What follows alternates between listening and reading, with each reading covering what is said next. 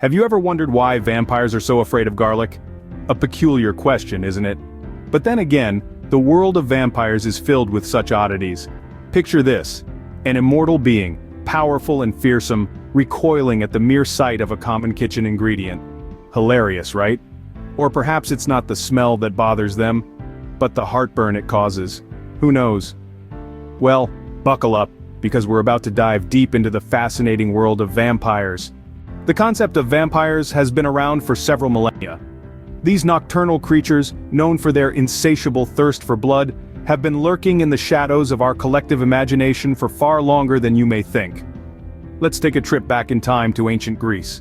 Here the locals whispered tales of the Vrikolakas, a being who returned from the dead to feast on the living. Strikingly similar to our modern notion of a vampire, don't you think? But the Greeks weren't the only ones with chilling tales of the undead. Venturing east, the Romans spoke of the Striges, a horrifying creature that, much like the Vrikolakas, rose from the grave to feed on the living. However, the Striges wasn't limited to a human form. It could transform into a bird, adding a terrifyingly versatile twist to the vampire archetype. Now let's journey to ancient Mesopotamia, widely considered the cradle of civilization. Here the people feared the Ekimu, a vengeful spirit that was unable to find peace in the afterlife. The Ekimu, believed to be born from those who had met a violent end, were said to roam the earth, spreading disease and misfortune.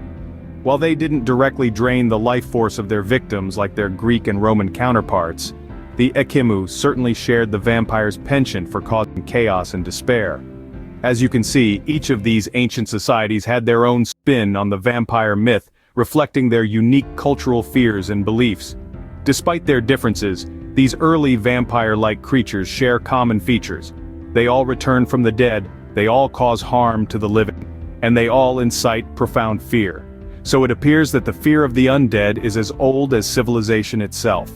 These ancient tales of bloodthirsty beings returning from beyond the grave have not only endured but have evolved, spawning countless variations of the vampire myth we know and love, or rather fear, today. As societies evolved, so did the vampire myth. With the progression of time, the vampire figure took on new characteristics and roles, ever changing to suit the fears and fascinations of the era.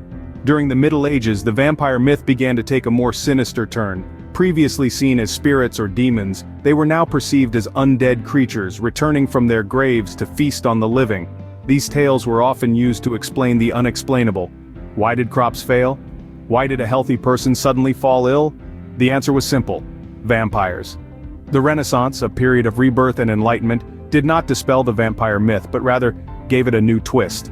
As science started to explain the world, vampires became a symbol of the unknown, the unexplainable that lurked in the shadows. But it was literature that truly transformed the vampire myth. Eastern European folklore, rich with tales of blood-sucking demons and nocturnal creatures, played a significant role in shaping the modern vampire. These stories painted a vivid picture of a creature that was both terrifying and alluring, a predator that was as charming as it was deadly. One of the most influential of these tales was the story of Count Dracula.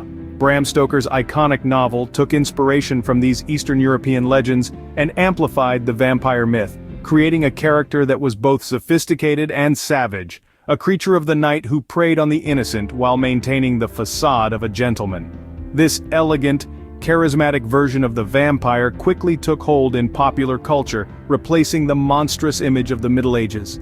The vampire became a symbol of temptation and forbidden desire, a creature that was as captivating as it was terrifying. In the blink of an eye, the vampire had evolved from a demon of the night into a charming predator, a symbol of the darkness that lurks beneath the surface of society. And thus, the modern vampire was born, a far cry from its ancient counterparts. In the modern era, vampires have become a staple of popular culture. This transition from ancient folklore to mainstream entertainment wasn't an overnight phenomenon, but a journey that began with a certain infamous count. Bram Stoker's Dracula, published in 1897, is often credited as the stepping stone that brought vampires into the limelight. Stoker's Dracula was a creature of the night, a terrifying embodiment of the unknown, and a stark contrast to the romantic figures we often see today. As the decades rolled on, vampires found their way into the pages of countless books, comic strips, and onto the silver screen. The vampire's portrayal began to shift, and the fear they once instilled started to wane. the terrifying creature of the night began to be seen under a different light, a romantic one. This shift was perhaps most evident in the novels of Anne Rice. Her series, The Vampire Chronicles, introduced vampires who were not just bloodthirsty monsters but complex characters wrestling with their immortality and humanity. Then came the new millennium, and with it, a wave of vampire-centric narratives that dominated pop culture. The Twilight series, for example, introduced a new generation to vampires not as horrific creatures, but as misunderstood beings capable of love and compassion. These vampires weren't lurking in the shadows, but were attending high school and falling in love. Quite the leap from Stoker's Dracula, wouldn't you say? And it's not just literature. Vampires have made a significant impact on television and film, with shows like Buffy the Vampire Slayer and The Vampire Diaries, and movies like Underworld and Blade. These stories have continued to evolve the vampire mythos, adding layers of complexity and diversity to their characters. So, what started as a terrifying creature in folklore and early literature has evolved into a symbol of complexity and forbidden love in contemporary narratives. The vampire, once feared and reviled, has become a character we empathize with, and even root for. From terror to heartthrob, the vampire has truly evolved. Now that we know our enemy, how do we protect ourselves, you ask? Well, fear not, my friends. We've collected the most effective tips and tricks from folklore and pop culture to keep those bloodsuckers at bay. First up, garlic. Not just for warding off bad dates or making your spaghetti sauce sing, garlic has long been touted as a vampire deterrent. The aroma alone is said to send them scurrying, and who can blame them? After all, no self-respecting vampire wants to go home smelling like an Italian restaurant. Next, holy water. This is a bit trickier, as it requires a visit to your local church or a favor from a friendly priest. But hey, if it's good enough for the exorcist, it's good enough for us. A quick spritz of this sacred H2O and Dracula will think twice before sinking his fangs into you. Of course, we must not forget the power of sunlight. While vampires may be creatures of the night, they certainly don't have a healthy tan to show for it. Sunlight is deadly to these nocturnal nuisances, so consider investing in some solar-powered garden lights. Not only will your yard look fabulous, but it'll also be a no-fly zone for vampires. And lastly, let's not forget the good old-fashioned wooden stake. While it may seem a bit gruesome and requires a close encounter, it's a surefire way to ensure your vampire problem becomes a thing of the past. Just remember, aim for the heart. But perhaps the most effective defense against a vampire is knowledge. Knowing their strengths, their weaknesses, and their penchant for dramatic capes can give you the upper hand.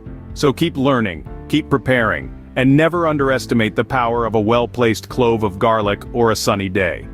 Remember, a well-prepared human is a vampire's worst nightmare. And with these tips, you'll be the stuff of vampire legends, the one they whisper about in hushed tones in their dark, dank crypts. So sleep tight, and don't let the vampires bite.